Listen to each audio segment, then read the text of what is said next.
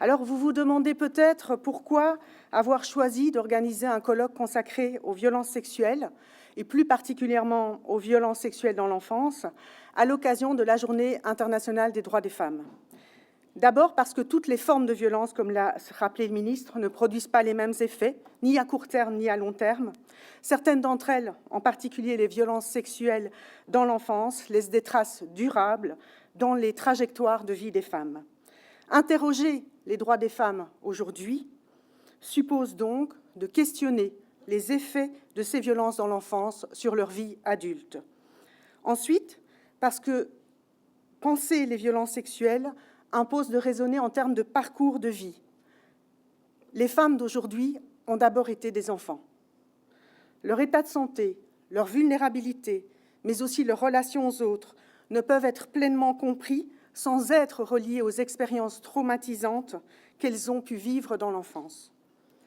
Le temps qui passe n'efface pas nécessairement les blessures.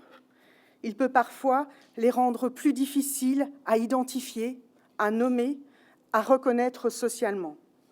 Dans cette perspective, il nous a semblé essentiel de ne pas cloisonner les problématiques, mais au contraire de les relier. Relier l'enfance à l'âge adulte, relier les expériences individuelles aux cadres familiaux, sociaux et institutionnels, afin de mieux comprendre les mécanismes à l'œuvre à différents niveaux, social, judiciaire, sanitaire et politique. Car les violences sexuelles ont des effets durables dans les trajectoires de vie. Encore faut-il pouvoir les détecter, les nommer et les reconnaître comme telles. Or, ce qui traverse les principaux enjeux autour des violences sexuelles dans l'enfance, c'est précisément cette difficulté persistante à rendre ces violences visibles, audibles et socialement reconnaissables. C'est dans cette perspective, donc, que nous avons souhaité placer cette journée sous le signe d'une question cruciale. Que signifie aujourd'hui rendre visible l'indicible ? Trop souvent, l'indicible est renvoyé à la sphère individuelle, au trauma intime, à la difficulté psychologique à dire, au silence des personnes victimes. Or, ce que montrent les recherches, les pratiques professionnelles et les témoignages, c'est que l'invisibilité des violences ne relève pas seulement du registre individuel. Elle est produite à différents niveaux. Rendre visible l'indicible suppose donc, comme cela a été dit, d'agir à ces différents niveaux. D'abord, rendre visibles les violences dans leur ampleur. Les données épidémiologiques, les données d'enquête, les enquêtes de victimation, qui vous seront notamment présentées, donnent une matérialité statistique à ce qui est souvent renvoyé à l'exception ou à la rareté. Elles montrent, ces données, que ces violences sont loin d'être marginales, et donc ces données sont essentielles, comme cela a été rappelé, pour visibiliser les violences. Mais ces chiffres n'ont de sens que s'ils sont articulés, vous le savez, aux expériences de violences vécues par les femmes et les enfants. Derrière les données, n'oublions pas qu'il y a des histoires de vie, des conséquences durables sur la vie sociale, familiale, professionnelle, sur la confiance en soi, sur la capacité à se projeter dans la vie. Sans cette articulation entre données et récits, on peut rendre visible l'ampleur du phénomène sans en comprendre réellement la substance. Rendre visible, c'est aussi donner une existence sociale et conceptuelle à ce qui reste souvent tenu hors du langage. Il s'agira de nommer les violences sexuelles, de nommer l'inceste et de clarifier toutes ces notions. Les travaux montrent que lorsque les catégories restent floues, la violence peut circuler sans être pleinement identifiée. La visibilité commence souvent là, dans le refus de l'euphémisation. Enfin, rendre visible l'indicible suppose d'interroger les conditions sociales, institutionnelles, de l'audibilité de la parole. Ce qui est indicible n'est pas seulement ce qui est trop souvent douloureux pour être dit. C'est aussi en déplaçant la focale, et c'est ce que nous proposerons de faire, ce qui n'est pas recevable, pas reconnu ou parfois banalisé par notre société. Qui peut parler ? Qui est considéré comme crédible ? Une femme ? Un enfant ? Une mère ? Un père ? À quel moment ? Dans quelles conditions la parole est-elle crue, disqualifiée ou parfois retournée contre celle ou celui qui la porte? Et comment réagit notre société face à ces vérités tellement difficiles à entendre? Aujourd'hui, dans un colloque consacré à ces enjeux, il nous a semblé essentiel que cette réflexion puisse être collective. Nous vous invitons donc, lorsque des moments sont prévus à cet effet, à poser vos questions, à réagir aux interventions, et afin de permettre un échange avec le plus grand nombre, nous vous demanderons simplement de privilégier des interventions brèves et surtout de veiller à maintenir un esprit d'écoute et de respect mutuel dans la discussion.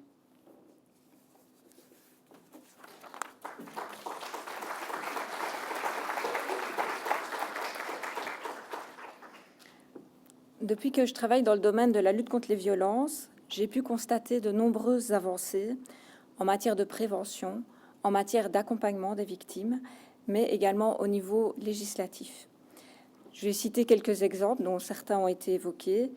La mise en place de lignes téléphoniques d'écoute spécialisées, gratuites et anonymes, l'augmentation de places en maisons d'accueil et l'ouverture de 3 nouvelles maisons à adresse secrète, la pérennisation du soutien financier pour les associations, l'adoption du nouveau code pénal sexuel, la création des centres de prise en charge des violences sexuelles, les CPVS, et la généralisation de l'éducation à la vie relationnelle, affective et sexuelle, les VRAS, dans l'enseignement francophone. Toutes ces avancées et d'autres proviennent essentiellement de vous. Elles proviennent de la mobilisation de la société civile, de la mobilisation des mouvements féministes. Malgré ces avancées, nous avons conscience que tant pour les victimes que pour les professionnels qui les accompagnent, l'évolution ne va pas assez vite. Les besoins restent énormes. De nombreuses mesures doivent encore être prises et renforcées. C'est la première fois que la Wallonie organise un colloque sur cette thématique, sur les violences sexuelles et l'inceste. Participer à des journées d'échange comme celle d'aujourd'hui, c'est essentiel pour nourrir nos réflexions, pour mieux identifier et mieux comprendre les besoins des victimes et pour continuer à œuvrer avec les différentes entités de notre pays, à vos côtés, pour lutter contre ces violences. Comme cela vous a été dit en introduction et comme cela va être abordé plus longuement juste après, les violences sexuelles sont malheureusement très fréquentes. Nous sommes donc toutes et tous concernés, que ce soit personnellement, parce qu'une personne proche y est confrontée, ou dans le cadre professionnel. Le sujet de ce colloque concerne une thématique grave à laquelle nous ne pouvons rester indifférents ou indifférentes. Les différentes interventions de cette journée sont susceptibles de raviver des vécus douloureux ou d'aborder des situations que vous rencontrez dans le cadre de votre travail et qui vous touchent plus particulièrement. Donc, si vous en ressentez le besoin, nous vous invitons à ne pas hésiter à sortir de la salle pour souffler le temps nécessaire. Si vous souhaitez ne pas rester seul, une personne de l'IWEPS, Nathalie, qui est dans le fond de la salle et qui lève la main pour le moment, se tient à votre disposition pour vous accompagner avec bienveillance à l'extérieur de la salle. N'hésitez pas à la solliciter. Donc, tout au long de la journée, nous aurons des pauses, mais nous comprenons évidemment qu'il puisse y avoir des urgences qui ne permettent pas d'attendre la pause avant de sortir de la salle. Alors, comme vous pouvez le lire dans le programme qui vous a été remis à l'entrée, après avoir abordé les enseignements issus des enquêtes sur les violences faites aux femmes, et en particulier les violences sexuelles et l'inceste, une pause café est prévue à 10h40. Nous aborderons ensuite l'axe 2 relatif à l'inceste sous différents angles.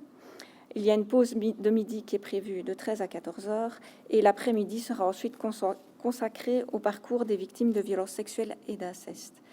Donc des temps d'échange, comme l'a dit Rebecca, sont prévus avec la salle, suite aux tables rondes du matin et de l'après-midi.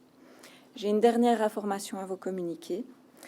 afin d'illustrer des publications réseaux sociaux au niveau de l'IWEPS et du service public de Wallonie Intérieur Action Sociale. Il y a quelques photos qui seront prises, mais ce sera des photos des intervenantes. Nous n'allons pas prendre ni publier de photos du public. Et il y a également, vous aurez pu le constater, une caméra donc qui vise à enregistrer de nouveau les interventions et les tables rondes, mais les temps d'échange, les temps de questions-réponses, eux, ne seront pas filmés. L'objectif, c'est, vu l'énorme succès que ce colloque a rencontré et le grand nombre de personnes qui ne peuvent pas être avec nous aujourd'hui parce que la capacité de la salle avait ses limites, on a choisi cette option de filmer les interventions du jour pour pouvoir ensuite les rediffuser.